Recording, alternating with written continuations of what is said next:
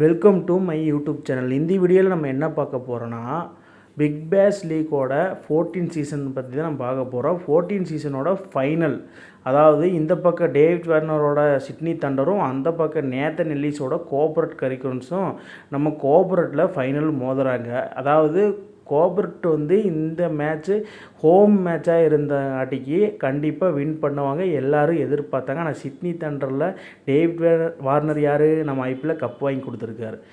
ஆரம்பத்தில் பேட்டிங் பண்ண நம்ம Sydney Thunder opener David Warner வேறு லெவலில் ஆடி 48 ரன்களை வந்து சேர்த்தாப்புல. ஆனால் எதிர்பாராத விதமாக வந்து நம்ம நேதன் எல்லிஸ் பாலில் வந்து விக்கெட் கீப்பர் மேத்யூ வேடுகிட்ட கேட்ச் கொடுத்து அவுட் ஆகிட்டாப்புல. ஆனால் என்ன தான் டேவிட் வார்னர் அவுட் ஆனாலும் நம்ம ஜேசன் சங்கான்னு ஒருத்தைய ஓப்பனரு வச்சு செய்யுன்னு கோஆபரேட் ஒரு பவுலரை வச்சு செஞ்சுட்டு இருந்தாப்புல. ஆனால் 67 ரன்களை அடித்து அவரும் பின்னோக்கி நிலையில் அவுட் ஆகிட்டாப்புல. இருந்தாலும் பரவாயில்லை, பின்னாடி வந்து யாருமே அடிக்காதனால ஒரு டார்கெட்டை செட் பண்ணாங்க 182. 182 எல்லாம் ஒரு டார்கெட்டா அப்படின்னு சொல்லிட்டு அந்த இதோட வந்து பார்த்திங்கன்னா கோஆபரேட்டோட ஓப்பனராக இறங்கி வச்சு செய்ன்னு செஞ்சிட்டாரு நம்ம மிச்சல் ஓவன். அதாவது மிச்சல் ஓவன் வந்து இந்த சீரீஸ்லேயே வந்து இந்த சீசனில் வேறு லெவலில் வந்து பேட் பண்ணிகிட்டு இருந்தாப்புல கோஆபரேட்டுக்காக. ஆனால் இருந்தாலும் இந்த மேட்ச் வச்சு செஞ்சங்காட்டிக்கு நம்ம கடைசியாக வின்னிங் ஷாட் வந்து பென் டோக்கர்மெண்ட், அதாவது எல்லா சீசன்லேயும் பென் டோக்கர்மெண்ட் தான் அடிப்பாப்புல கோஆபரேட்டில். ஆனால் இந்த சீசன் வந்து மிச்சல் ஓவனை அடித்ததுனால என்னமோ தெரியல, கோஆபரேட்னால வின்னிங் ஷாட் மட்டும்தான் ஆட முடிஞ்சது.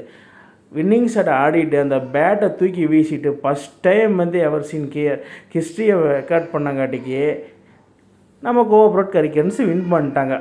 அதாவது முதல் முறையாக வந்து கோஆபரேட் கரிக்கன்ஸ் வந்து கோஆபரேட் ஹோம் ஸ்டேடியத்தில் வின் பண்ணி வரலாற்று சாதனை வந்து படைச்சிருக்கிறாங்க.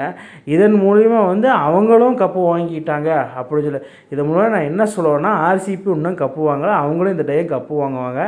சரி, வழக்கம் போல் நம்ம ஃபைனலில் என்ன ஆயிடுச்சு, நம்ம வந்து ஓவன்னு மேன் ஆஃப் தி மேட்ச் வாங்கிட்டாங்கன்னா ஒரு மனுஷன் 11 6, அதாவது டாமினேஷன் பண்ணியிருக்காரு ஆப்பனண்ட்டை.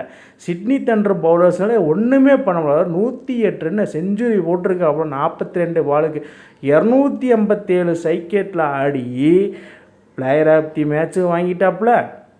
வேறு லெவலில் பர்ஃபார்ம் பண்ணிட்டார். இதன் மூலியமாக என்ன, நேத்தன் எல்லிஸை பற்றி நம்ம சொல்லியே ஆனால் அது நம்ம தெரில. ஆஸ்திரேலியாவில் வந்து பார்த்திங்கன்னா பேட் கமின்ஸு ஒரு பவுலர் வந்து கப்பு வாங்கியிருக்கிறாப்புல. அதே மாதிரி நம்ம நேதன் எல்லிஸும் ஒரு பவுலர் தான். ஒரு பவுலிங் யூனிட்டுக்கு வந்து கொடுத்து அவங்க கப்பு வாங்கிக்கிறாங்க ஆஸ்திரேலியாவை பொறுத்தளவு.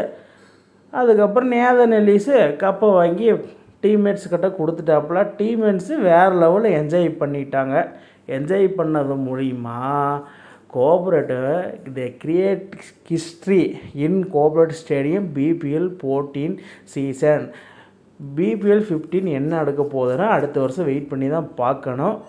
இது மூலிமா வந்து டீம்மேட்ஸ் எல்லாம் ஒரு ஹாப்பியாக இருந்தாங்க. ஹாப்பி ஆகிட்டு அந்த கப்பை தூக்கி செலிப்ரேஷன் பண்ண அந்த தருணம் இருக்கே, இந்த தருணத்துக்கு தாண்டா நாங்கள் காத்துட்ருக்கோம் இத்தனை வருஷமாக. அதாவது ஒரு 13 சீசன் முடிஞ்சு 14 சீசனில் வந்து கப் அடிக்கிறாங்க.